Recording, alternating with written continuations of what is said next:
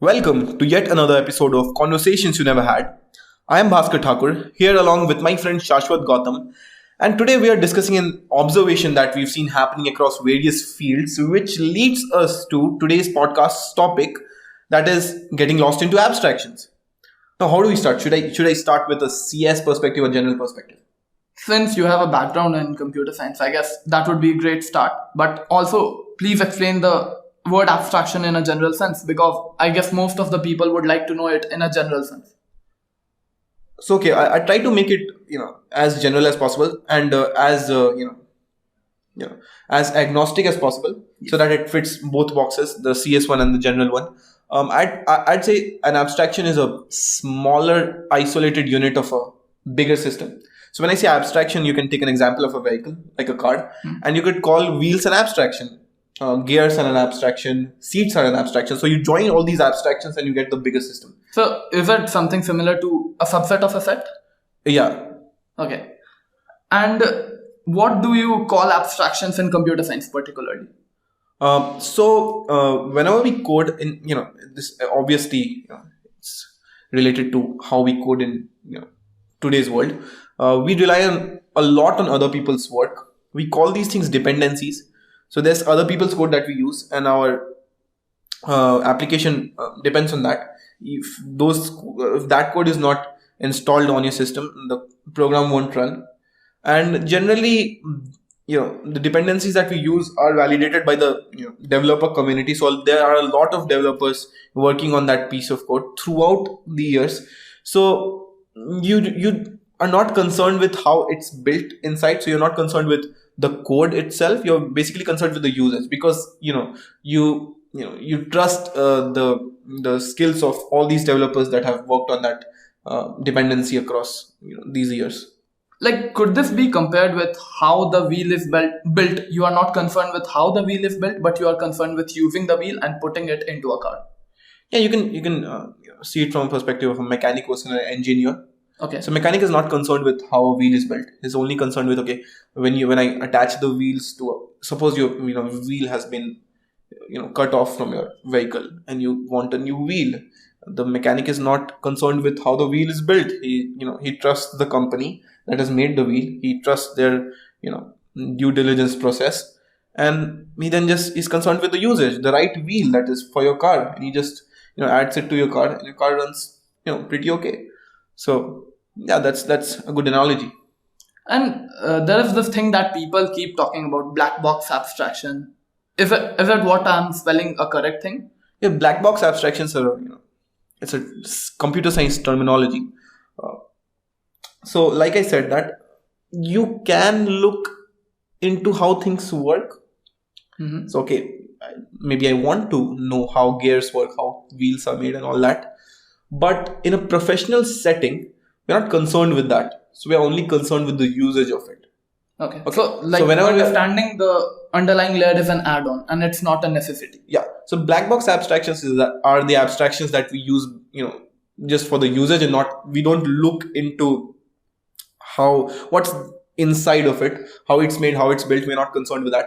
We're only concerned with the usage, and that's pretty much it. So I've seen it many times. You are pretty much against these abstractions, and you do not like people jumping onto abstractions. So what's your reason for having so much of a dislike for this thing? I think I read an article from Bradfield School of CS. The article was, if I'm not wrong, cutting through what matters. So the author of that article makes a very good analogy that whether you want to be a cook or a chef. So if you want to if you just want to cook and you're not concerned with how what's the difference. Yeah. Okay. So I'd say, like, you have all these electrical appliances at home, right? And these days, there's one appliance mentioned in that article called thermonics. So you can cook basically everything in that from that one single device. Yeah, from one single appliance. But you not see that being used in restaurants, right? You not see that being used in a professional setting. Chefs don't use that. Chefs are still was following the old school way of, they have their separate knives, They separate use that charcoal thing and all the separate traditional utensils, methods. just like the old school way. And you see what's the difference between when a chef cooks something, and when a normal person is cooking something. The professionalism, the attention to details is just on another level, whether compared to a normal person, where you find the food just being very very okayish. So if you want to, because and cooking is not something most people are passionate about. Maybe you are having another job, like an engineer, but you can fit this analogy into other fields also, that if you're an engineer, what kind of engineer do you want to be? Do you want to learn all these, do you want to use these harmonics equivalent in engineering, or you want to know how to use the basic stuff, then build something yourself, and then that when you've built something yourself, other people can use that. And when you do that, when you go into that process, when you start learning things from the very fundamental levels, you can build those complex things, you can use those frameworks, you can use those abstractions. It's just that you also know how to create things from scratch without any dependency. It gives you just whole different level of ability to construct and deconstruct things. But there is a notion that we should not be reinventing the wheel, and we should not be working on a thing that has already been built. Yeah. So don't you think doing all these basic fundamental things will waste someone's time, and other than approaching it on a much higher level? I think it depends on a couple of conditions. I'd say, because it depends on, is what you're working on critical? So first is your work. Is it critical? Because if it's critical, you got to know how the wheel is working. Don't reinvent the wheel. I completely agree. Don't reinvent the wheel, but you should know how the wheel is working, right? Because in the worst condition, if there is no wheel supplier, you got to have the ability to cast the wheel yourself, right?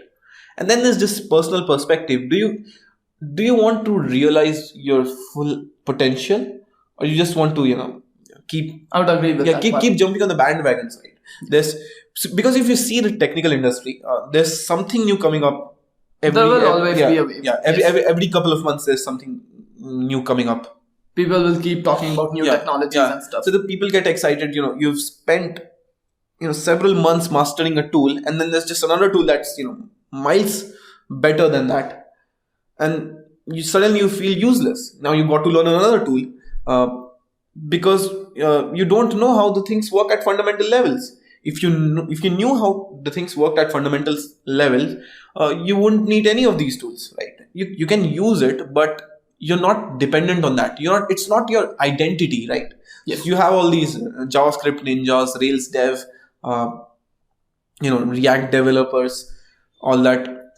But the thing is that I think there's a lost ability these days, that people don't identify as just engineers, and maybe it's an employment benefit or something. I don't know, but it's better to be an engineer, that yet you can quickly within weeks jump into whatever setting you're thrown at, and can handle critical tasks.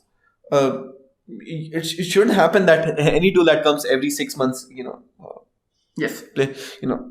completely destroys your employment prospect.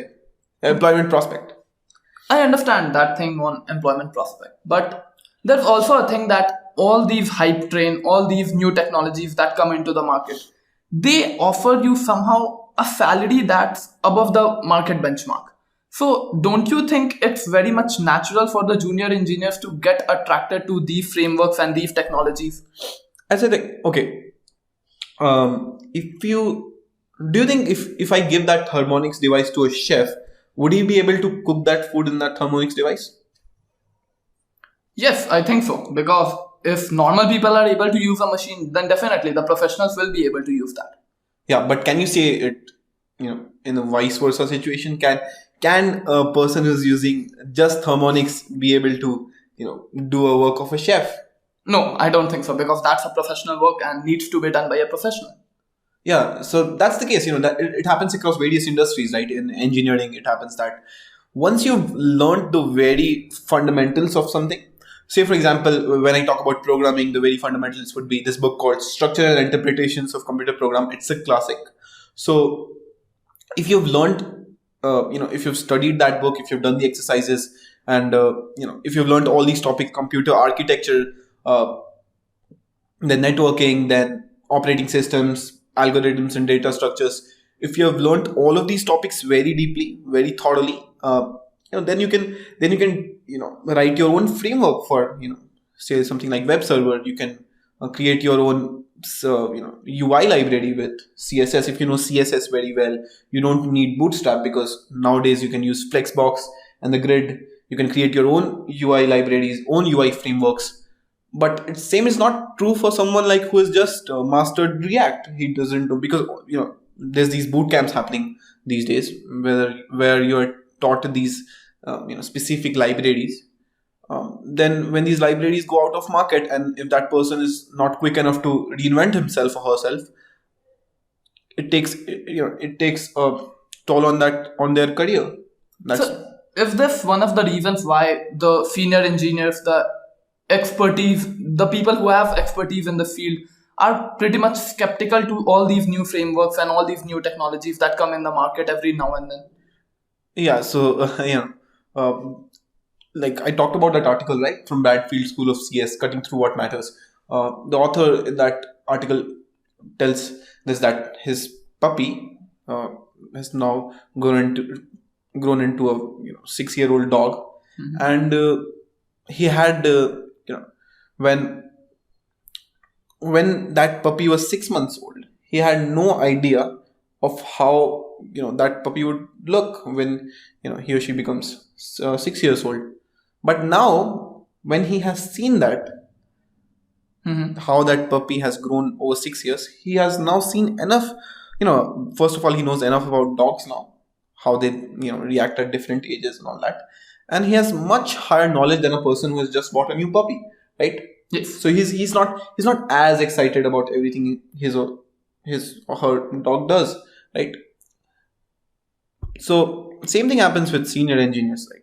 When you've seen all of these frameworks coming and going, coming and going, coming and going across all these years, you know that what stands the test of time and what doesn't. So you don't get excited by things, when you're a newcomer. Okay, this is hot in the JS market right now, and specifically JavaScript is cursed with this. There's always new frameworks coming up every once or 2 months, right? So you're not excited, when you're at that senior level. You're not excited by all these new frameworks, because you know what would stand the test of time. You're focused on things that would stand the test of time, and you don't have to rewrite stuff every couple of months. So this is about CS, right? And because I've been in that field, I can tell you from my experience. But this is not just limited to computer science. I've seen that happening in marketing, in this digital marketing. Then there's within digital marketing, there's people who are just doing SEO and all that. Yes. In finance also, there's abstractions. Can you share your experience with these people who are blindly following these, blindly jumping on these bandwagons? Yes. So in marketing, I will say there are 10% of people who are now sticking to the fundamentals and they will be calling themselves marketers. But the rest 90%, they are either an SEO expert, search engine optimization, or they are Facebook ads expert, or they are an expert on Google ads, Google AdWords. So the problem that I see with them is that if the platform dies, say for example, after 10 years, we will not be using Facebook, or we may not be using Facebook ads for promoting our stuff. This will be a problem for them, because if you only know how to optimize a Facebook ad, then you have not learned that mindset. You are not into that mindset of a growth hacker or a marketer who knows how to figure out things, who knows what the audience likes. And there's this thing around the organic platforms. Like recently, LinkedIn and TikTok just blew off, and people are getting views on their organic content. But what happens after a point is that this platform gets converted into a paid platform, and after that, the advertising also dies. So you cannot just stick to one platform, learn one platform. You need to know what your audience wants to see. You need to know what the people want to see. And you need to study the human behavior rather than sticking to platforms and sticking to things built on top of that. Yeah, exactly. I've seen, in digital marketing, I've seen people, people who have just learned tools and don't know enough about what exactly people want. They're also very bad at copywriting, and they talk about writing ads on Facebook. But how could you write an ad on Facebook if you don't know how to write? Yeah, exactly. So then people say that writing for writing for B2C tools, writing for very niche industries. But I felt that writing in itself is a very fundamental skill. You should learn writing, and then you can use that. Once you have all those weapons in your arsenal, you can it's on you where you deploy them. So in marketing especially, I've seen, because it happens. In marketing also it happens that there are platforms coming up every few years. It's not as fast as it happens The frameworks. as it happens in JavaScript frameworks. But now on Instagram, organic growth is dead. Yes. If you want to have an audience, you got to Pay for the advertisement. Yeah, pay for the advertisement. So next thing is now TikTok, but TikTok has a different algorithm, has a different audience. The only marketer that could be successful across all these platforms consistently and keep jumping onto next platforms is someone who understands people very, very well. True. Because when you are a marketer, then you have to understand your audience. You have to understand what the people want. And not just restricting this to marketing, but in finance also I've seen some so-called personal finance gurus. They don't even know about the financial instruments. Then how could you talk about financial planning if you don't know where to invest? Because I do not say that you need to be a trader or you need to be an expert on the financial instruments. But at least you got to know what are the different financial instruments and where one could invest their money to. What have you seen happening? Like, we've talked about marketing, you've talked about computer science, engineering, but how is this happening in the finance field? Okay, so finance, we should basically stick to the personal finance gurus, because these are the people who do not know anything about the financial instruments. They do not know anything about where should people spend their money into. They just talk about you should spend money on assets, you should not spending into also there's this mutual funds hype going around in the market right now. There's ton of mutual funds apps, and I don't think people understand how a company is valued. Yes. Right? And you're buying their stock, you're taking ownership of something, you're giving you're relying on someone else that is handling your money. Of course, I know the people that are handling your money are very competent, but if it's your money, you should at least know the very fundamental. Also, in a general way, even if people are knowing that there are people who are managing your money in mutual funds, they are knowing what they are doing with your money. It can happen that it's just that the market is not at a very good good stage right now. Yes. So there's an overall industry loss that can happen. So if you're not able to articulate that, if you're not able to anticipate that well in advance, I don't think and when suddenly the mutual fund agencies tell you that. And even in the book Security Analysis that I was reading, there was this thing that Warren Buffett, he used to keep his money until and unless he got a stock that was undervalued. So if people are blindly following other people, they are working on the market swings and they are investing into things that are already at a peak, then how could they expect a return? If a stock is already on a peak and it's already overvalued and you invest in that stock now, then you are bound to lose your money. There's no way you are making money out of that. So these are the things that people should be skeptical, and if they're investing into mutual funds, they are definitely competent fund managers. But they should also be focusing on what type of mutual fund is it bond based, is it equity based. So there's a ton of things that works behind all these things. But one thing I would like to bring back this topic on abstraction, that everyone's job does not require them to know the underlying fundamentals, because some of the jobs, they are just built on top of these abstractions. So suppose that there is a person who is just managing the bids. He's just helping you win that Google ad bid.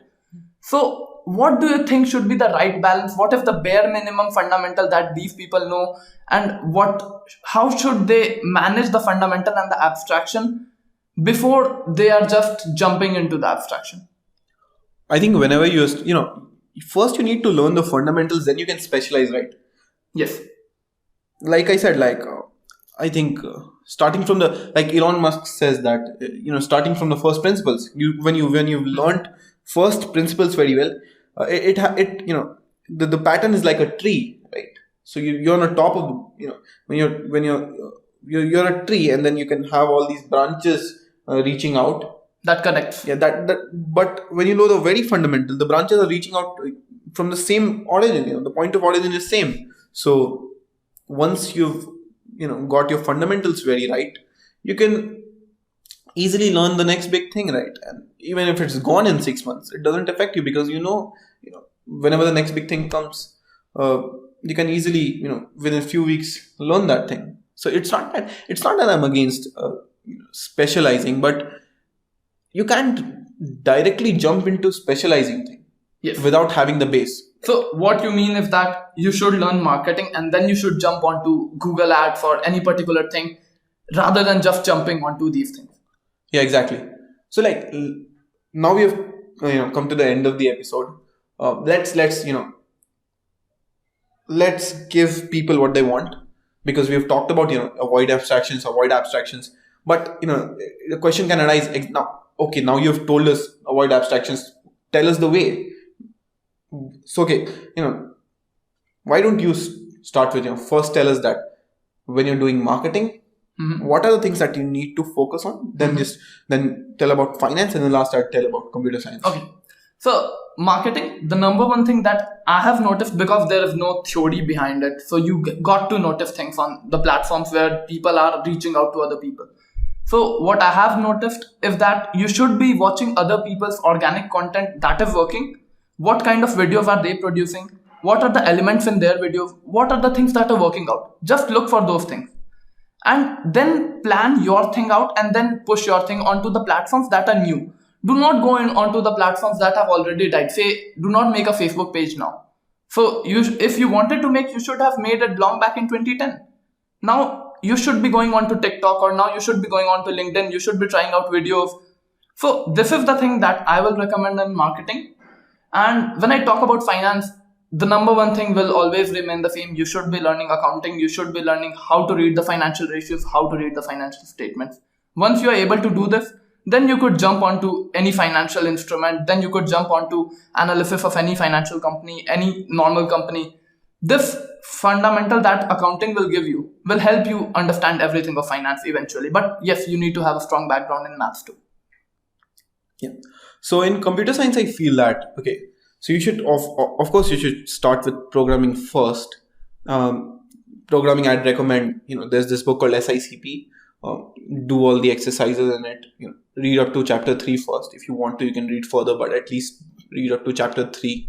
And this is not the advice that's coming from me. It's industry validated advice. I've followed this, and I've got results.